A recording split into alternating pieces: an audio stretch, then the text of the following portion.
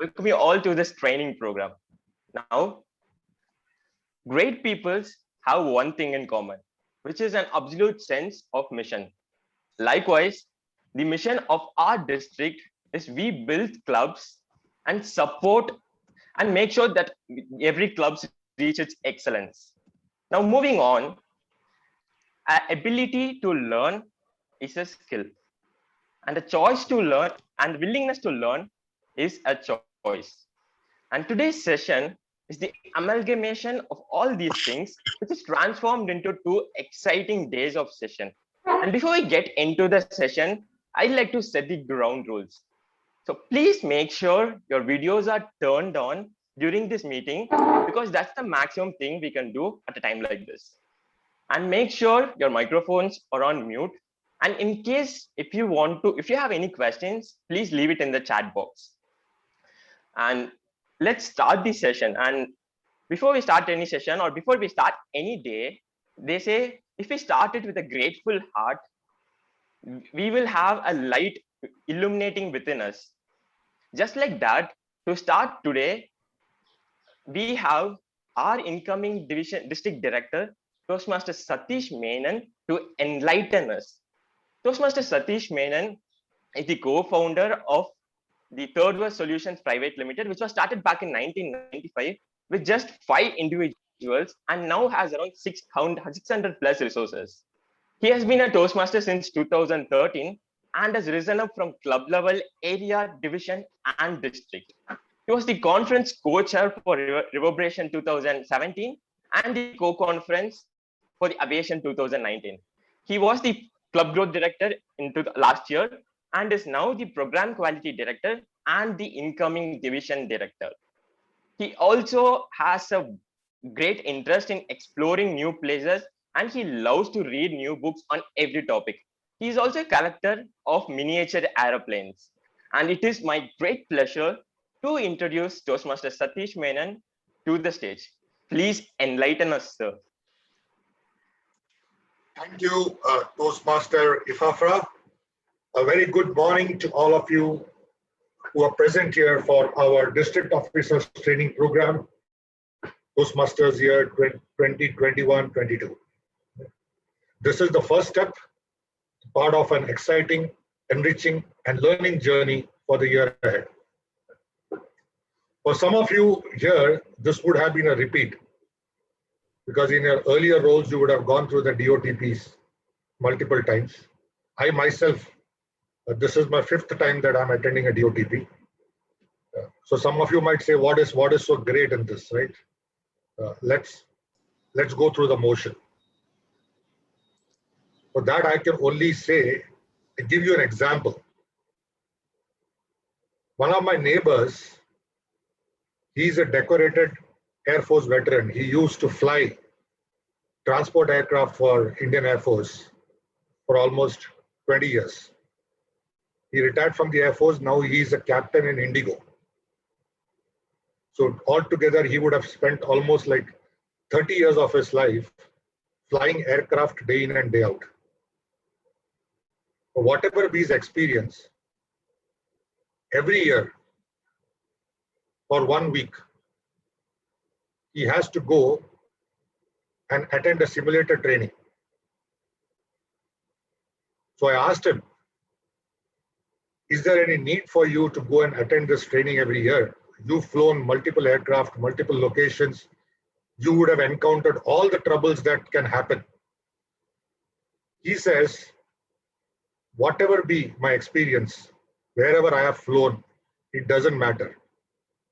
Even if you have been an astronaut and flown to the moon and back, you still have to go to the simulator training every year. There is no change in the company policy for that. And he says, when I go to the training and they put these different scenarios and ask us to kind of navigate through that, there's a lot of learning that we take out of it every year, because there are scenarios which we would not have encountered, which happen there in that simulator. And he says that is all built by experiences. So when I fly, I encounter something, I file it in my report. That goes into the database. They create a scenario out of it. And he says so many pilots flying for Indigo every day, and so many flights crisscrossing the skies. Obviously, people will come up with new scenarios, new events, whatever has happened. So he says the training is continuous. It has got nothing to do with my experience. So I could very well relate that to a DOTP. For those who are fresh, of course, it's a learning for you.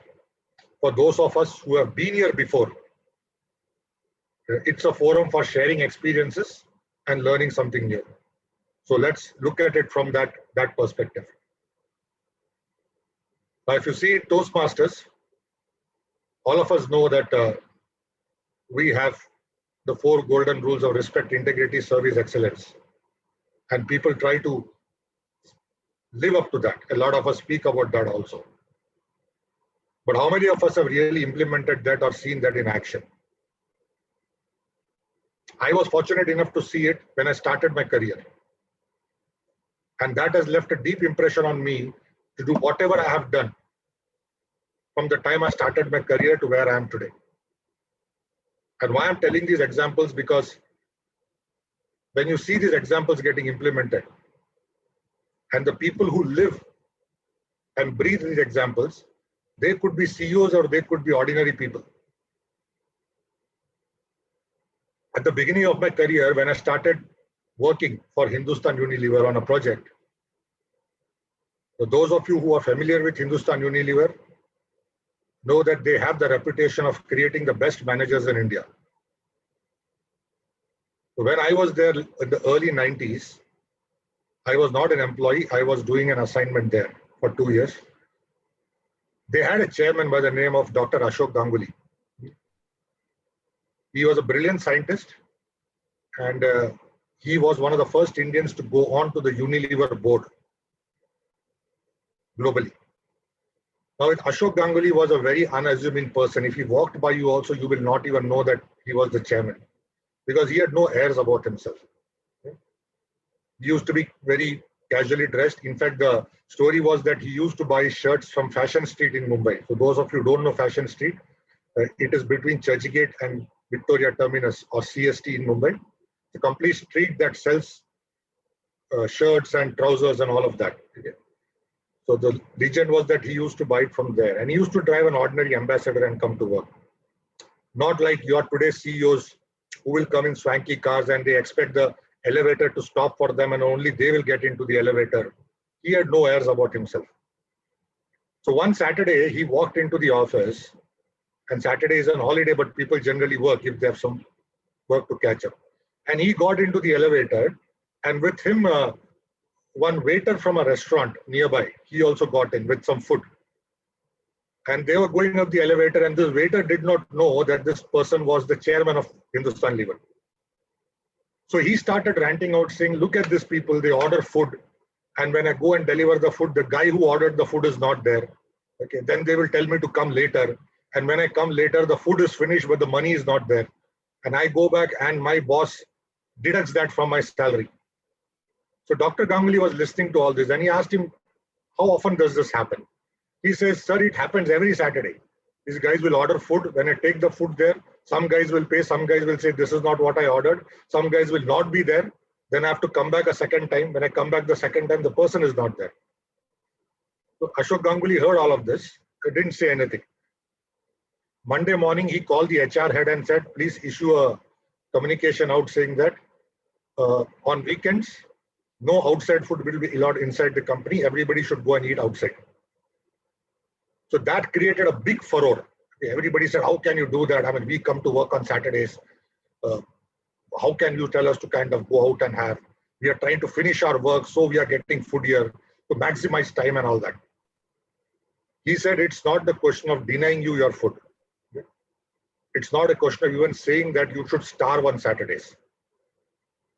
He says, I have heard a first-hand example from a waiter saying that when he gets food inside, sometimes he doesn't get paid for it, or people return the food saying that this is not what we ordered. And he told them, look at the plight of that guy. He's an ordinary waiter in a restaurant. All of you are managers. You earn a decent salary, if not a very handsome salary. That poor guy will not even earn 1/20th of what you are earning. And if he gets deducted or his salary gets deducted for every item that he doesn't collect money from, imagine what his plight will be. And he said, first of all, nobody's forcing you to come to work on Saturdays. If you're coming to work on Saturdays, that is your choice. And you still can go out and have your lunch. Because Saturday being a holiday, there is no official lunch time. Then go out, have your lunch and come back. What this kind of taught me is that respect for that individual. Now, Dr. Ganguly was the CEO of Hindustan Lever. He did not have to listen to a hotel waiter and then change a company policy because of that. But he did it. That was the first lesson that I learned, is how you respect individuals, irrespective of what rank or position you hold. Second incident in the same company. I was working in the plant. But there was one guy there who he had this, some of us will know, like kleptomania, right? So, I mean, he will just pick something up and put in his pocket without even knowing what it is. And then he will say, why are you taking my pen? He'll say, oh, sorry, he'll give it back to you. Okay? He's not doing it intentionally. So, and he used to work in the warehouse. And he had almost 25 years of service with the company. Okay? At that point of time, Hindustan Lever in the 90s was a coveted company to work for. It still is. But during those days, it was even more coveted. Okay? And this guy was like 25 years of service. So one day when he was going out, somebody, because 2 days back, some theft had happened in the factory. Some imported cameras were stolen. So the security was told to check each and everybody's bag, irrespective, right down from the plant manager to the workers on the shop floor. So they were checking everybody's bag. So when his bag was checked, they discovered 4 tubes of toothpaste. Now that toothpaste was of a brand which Hindustan Lever had stopped making. So those toothpaste had even gone past their expiry date. You couldn't use it. They found 4 toothpaste tubes in his bag. Immediately it got reported to HR, saying that this is what we found. He was terminated on the spot. They never thought that he had 20 years of experience with the organization. It was 4 tubes of toothpaste which anyway couldn't be sold or which anyway couldn't be consumed. Everybody knew that he had this habit of kind of borderline kleptomania. It's not that he does it intentionally, but it's like force of habit. Nothing. They said, this is taken out from a warehouse. It's a serious integrity issue, fired on the spot. For that single action, 20 years of service just went down the drain. Which goes to show the value of integrity. It doesn't mean where you are, what you are. And it doesn't mind that, oh, it's only a single tube of toothpaste, right? A breach is a breach. Second lesson that it taught me. Third lesson, in excellence. We've all heard about the way Japanese do things, right? I mean, their passion for excellence and the way they do things in a right manner. So I got the experience to experience it firsthand. So I said, let me try it out. Once on a visit to Japan, and that was my first visit. So I said, let us try out the Japanese kind of stories that I've heard about service. So I called up room service and said, I want my breakfast tomorrow morning at 6:57 a.m. So the person said, room service said, yes, sir, it will be there at 6:57.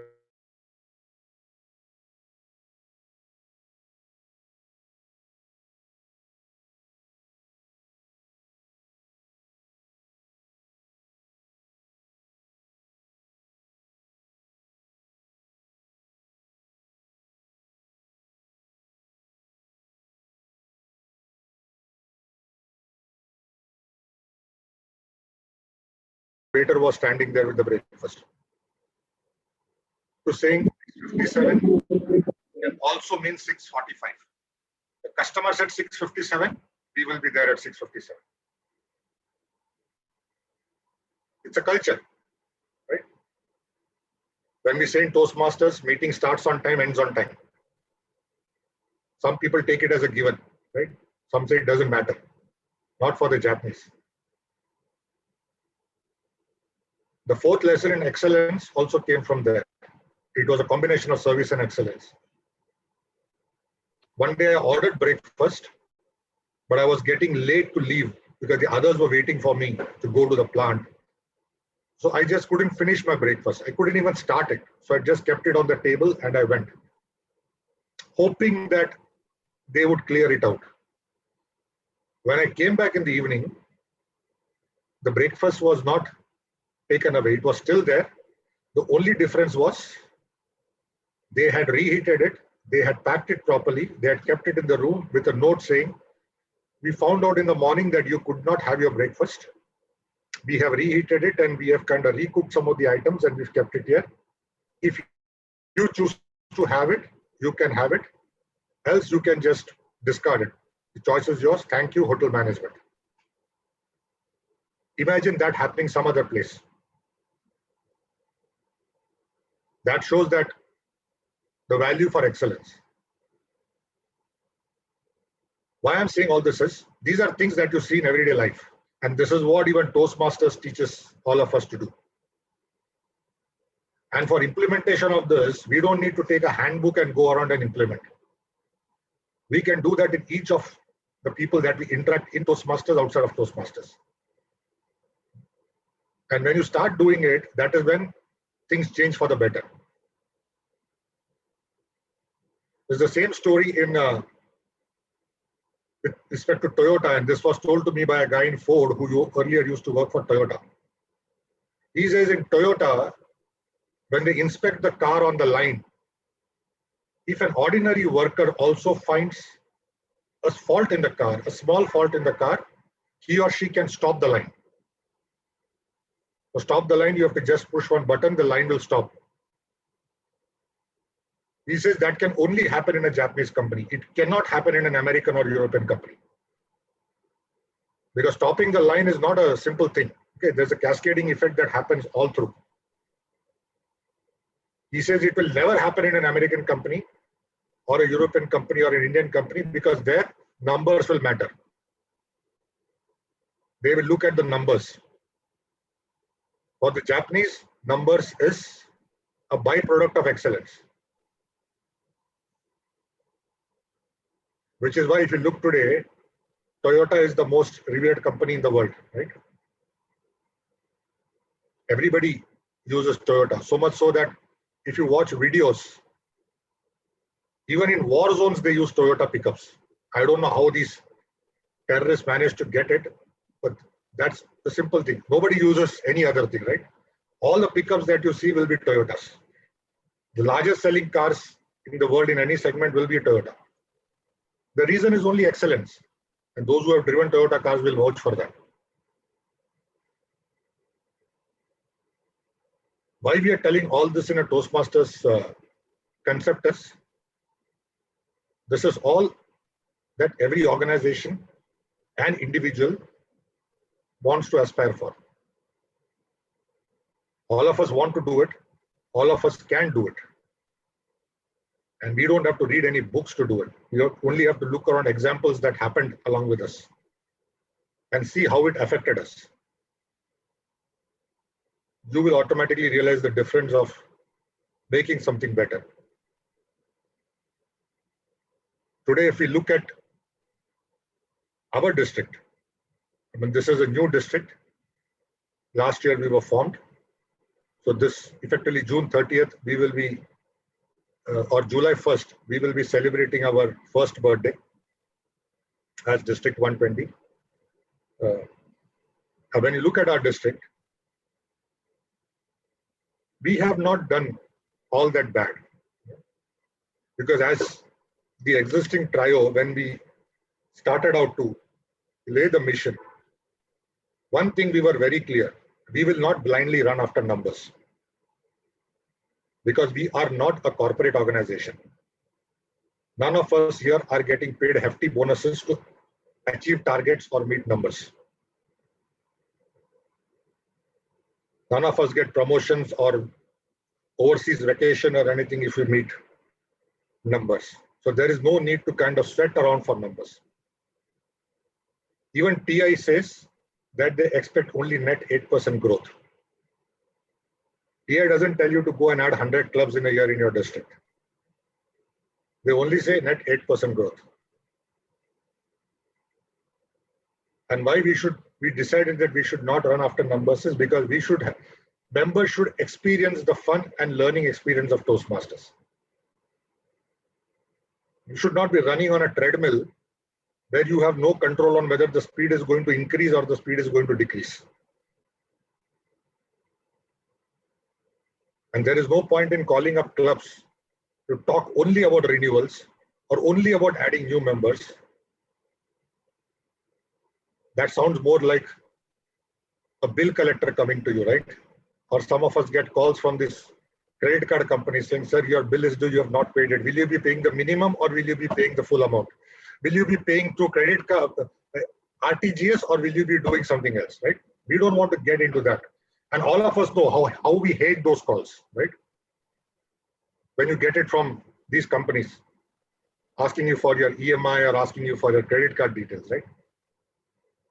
So if you go and talk to somebody only about numbers, please imagine if you get irritated, they are also getting irritated. So that's when we said, let's only talk about how to change the culture to be one of where we learn, we share experiences, and we grow together. And which is why we said we are all for building sustainability and retention. And today, if you look at the data of District 120, the first year of inception, and this data, when I looked up, it was almost a week back. It would have changed by this last Friday. We had a retention of almost 41.3%. For a new district, that is very great. Established districts in the US, Europe and all have 50, 52, 53%.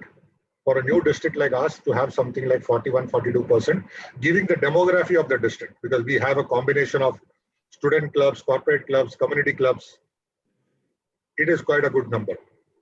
And those of you who have worked this year as part of the district team, they all know that none of us pressurized you anything about numbers. We didn't have calls in the night, or we didn't have us calling you every week to say, show me the numbers, right? We said, work with the clubs on a continuous basis. Don't show up only 2 times in a year. Work on a continuous basis and you will see the difference. And the difference is something that we are seeing today. 98 clubs are distinguished and above. We are still short of membership by 1,000 odd members, but that we all know the story of some clubs who might call us a 1-year club. They start in 1 year and they close in the next year. COVID also played spoil sport to some of it, with some organizations shutting down and people moving away. But even the paid clubs, we are today at 144 paid clubs are there. So which is good. And no one is wanting us to be Smedley distinguished #1 district in the world. What do you gain from it? For the ordinary member, it doesn't matter anything. He or she is more mattered about who's going to evaluate my next speech, right? Or where am I going to get the next role player for my meeting?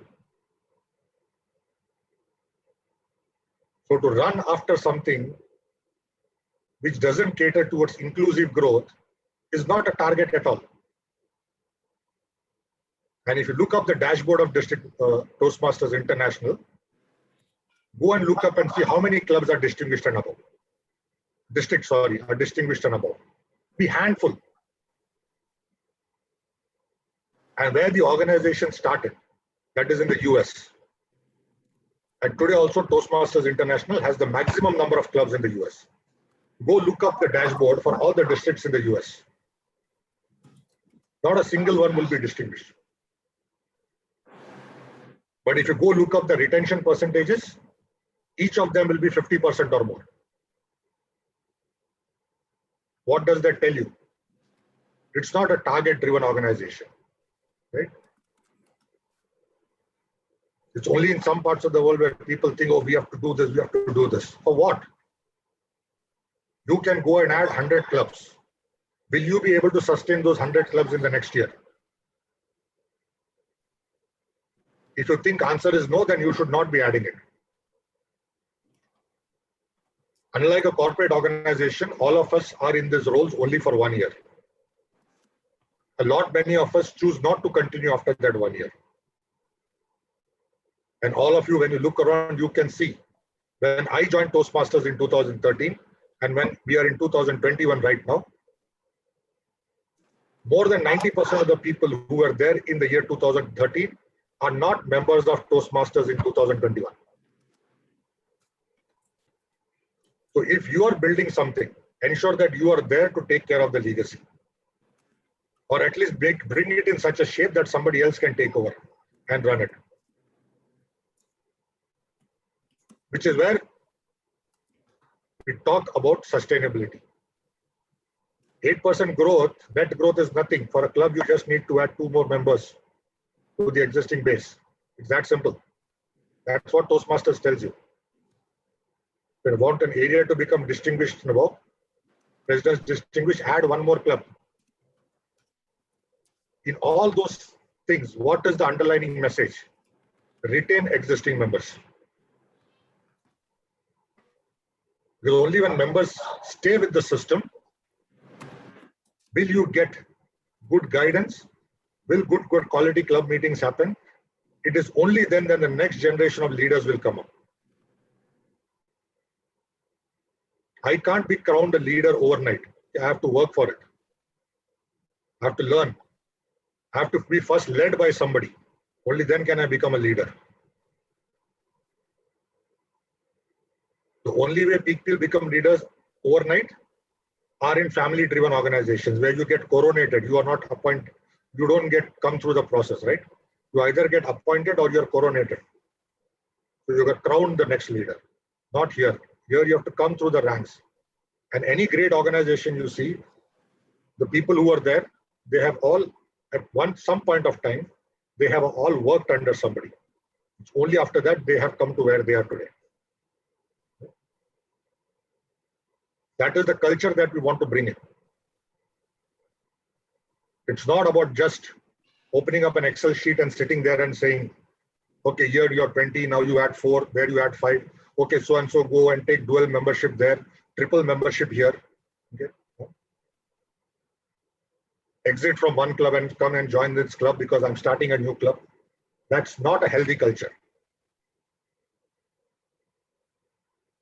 A healthy culture is one when you go to a club meeting, you find that the club is properly running 3 sessions, which is mandated. There is healthy attendance. When I say healthy attendance, if there are 20 members, at least you have 10 to 12 members in a meeting. Fully understand that all 20 can't be present for every meeting. But there is a healthy, they are following all the processes. They have good governance. They do good speeches. They have proper evaluations, fair evaluations, not buttering up evaluations. If a member is not adhering to the objectives, tell the member that you are not adhering to the objectives. Go repeat the speech again. Don't butter up the objectives and give. You are doing a disservice to that person because then the person walks away with a feeling that he or she is not perfect.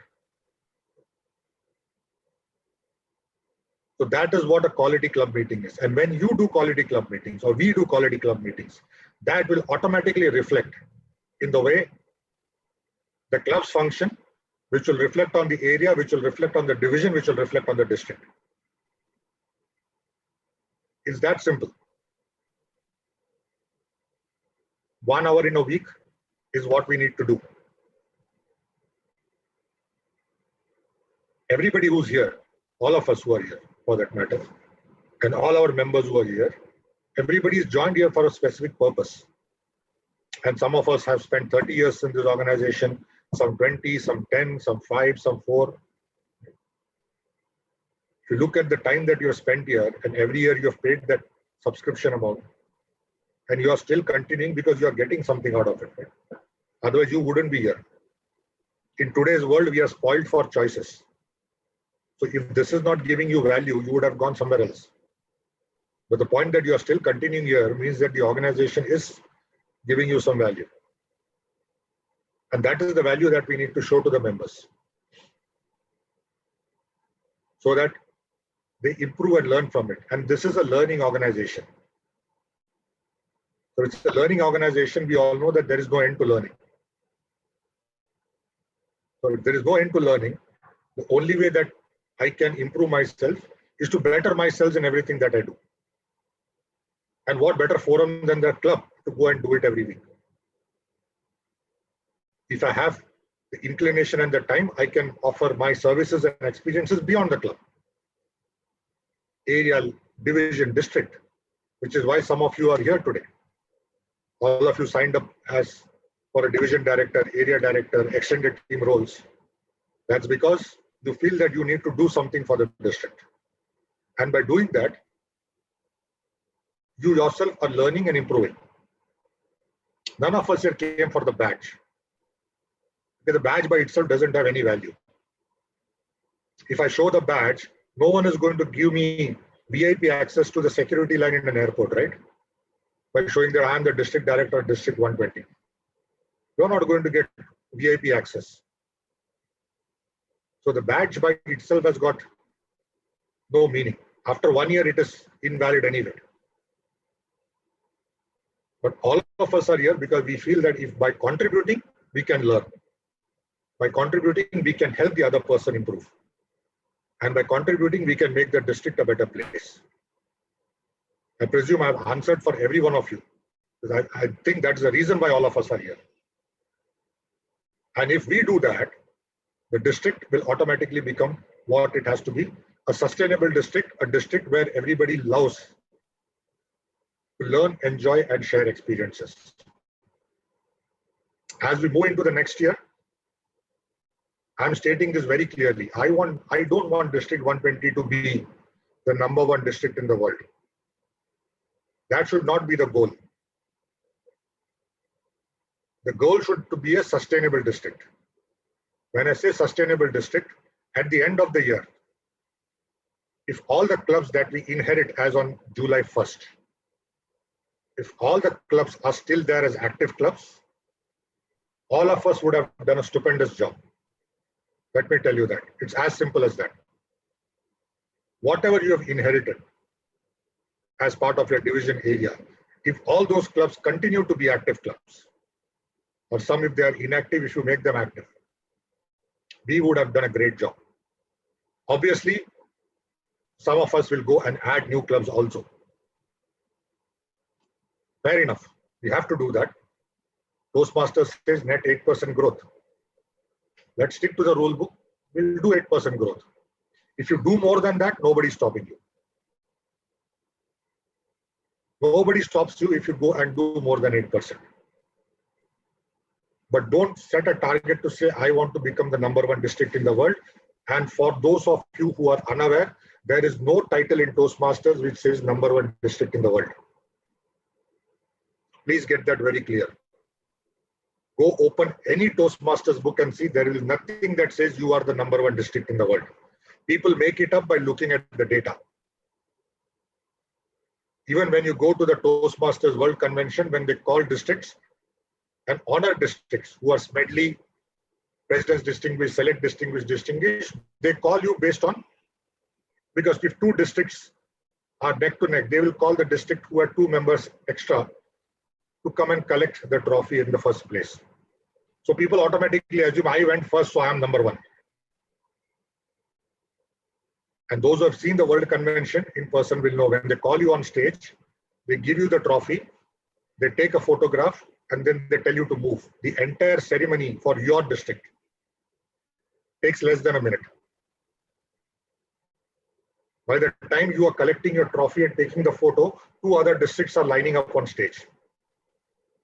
And when you step down and you mingle with the audience, nobody even remembers that you were a Smedley district. People will ask you, oh, by the way, from which district are you? So there goes all the hoopla or thing that people think that you become number one. But when you look at sustainability, that is what will help, because Toastmasters, if even after 6 or 7 years of you starting a club, if you can still walk into the club and you find the club prospering and running in a proper manner, that is the true testimony of your leadership. To say that this club was started by me 7 or 10 years back and it is still a successful club. Not by getting some award. So I'll make this very clear. For the coming year, the goal is sustainability. We will be perfect in our work. If on 30th June 2022, whatever we started with on 1st July 2021, all those clubs are still there and active. We will add clubs. We will add more than one clubs. If we do that, perfect. Even when we add clubs, ensure that we add clubs, those are sustainable. Don't add clubs because somebody has got the money to do it. Or some HR guy somewhere saying, I've got a budget, let me start something. You will just be destroying the club and the district. Money is one thing. The involvement of members is the second thing, is the most important thing. If those 20 members who sign up are not committed to staying on, the club is not going to survive beyond 3 months. Funding is a totally different issue. Commitment is totally different. Both are poles apart. And we've seen enough clubs in the region. I call them the one-year club. They started in one season, they didn't even renew in the next season. And when you went for the charter meeting, everybody said, wow, Toastmasters, the next best thing. We will be the best. Oh, our club be the best. After 6 months, you go and ask the guy, why don't you renew? Oh, well, there's nobody's interested. So what changed in 6 months? And when I go and ask the people who were in charge of forming the clubs, some of them suffer from momentary amnesia for that particular part. But then that's part and parcel of what we are. That's something that we want to change. And we don't want to pressurize anybody. As I said before, all of us are not doing this on a full-time basis. This is a voluntary organization. We've all signed it up on a voluntary basis. We have our professional lives, personal lives, and then we are doing Toastmasters work also. Let's stick to that. Let's stick to the core. Our job, our vision is to support the clubs and ensure them become better. Help clubs become sustainable. Growth, 8% growth. That the all of it, by doing all of this, if we become distinguished, we are more than happy. If we don't become, even then we are happy. At least ensure that none of the clubs become a sick club, what you inherit. That is the least that we can do. And in Toastmasters, the most important entity is the club and the members. Please remember that as district officers, we are not supposed to go and interfere with the clubs. We've seen in the past a lot of district officers in their enthusiasm have gone and tried to pressurize clubs, told them to do things which have backfired. Some to the extent that the club said that we are not going to renew. PI also very clearly says that district officers cannot interfere in the working of a club. You can guide, you can assist, you can educate. You cannot step down to tell them what to do and what not to do. That should be decided by the club and its members. If they need educational sessions, you can help. If they need training sessions, you can help. If they need ideas on how to build club membership, you can help. You cannot go and tell them, by this date, you should add 5 new members. by this date you should add 7 new. Why is it not happening? Like some of us see in corporate jobs, they question, like, what happened to the target? The target is down by 20 lakhs. Okay, you said you will get 2 customers this season. Why is this customer not signing up for this? That works in corporate world, not in Toastmasters. Okay? And treat each one of people with respect. That's very, very important when you speak to people. We are district officers, they are club ExCom. Even if they are not club ExCom, they are still a club member. Okay? Everybody is paying to be here. Okay? Each one of them has an equal right as everybody else. We will not talk down upon people. We will not pressurize people.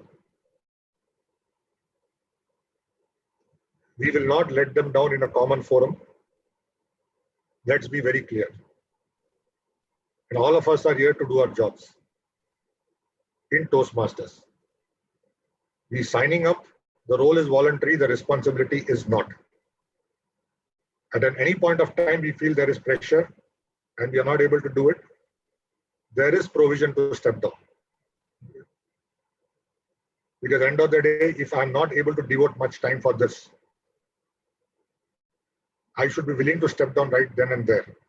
Because if I don't do it, if I stay on with the role and I don't deliver, it's a disservice that I'll be doing to the members and to the organization.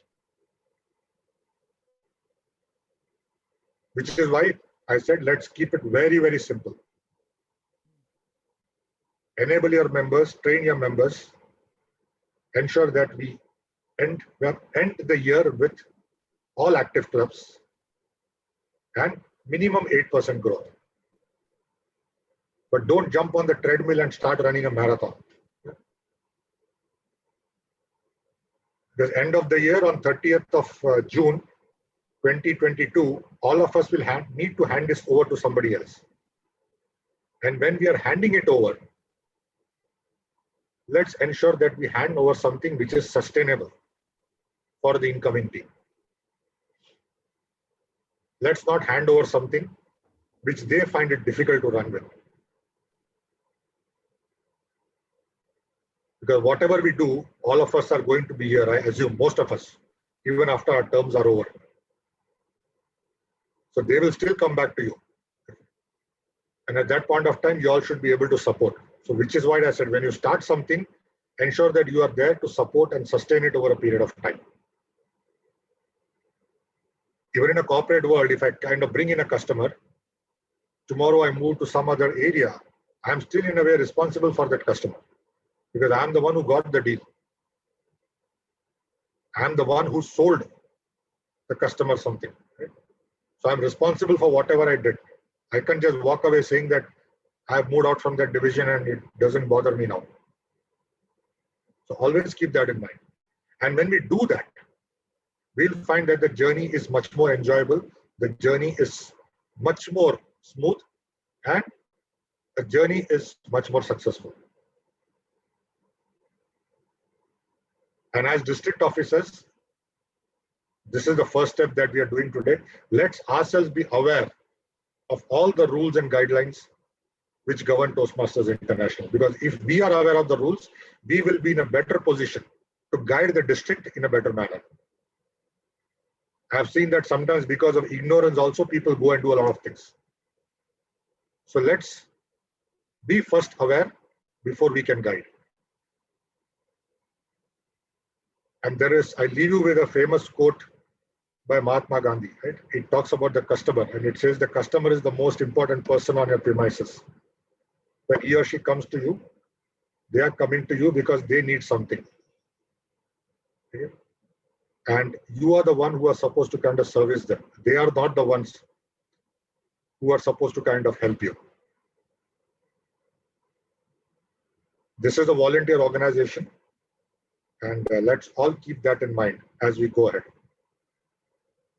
I don't believe in giving inspiring speeches because I believe that end of the day, life is all about doing simple things in a consistent manner. And if we do that, all of us will be successful. There is no point in jumping into battle and saying, let's do it. Simple things in life. You do it, you will be successful. So let's get on to that journey of consistency and working closely with each other.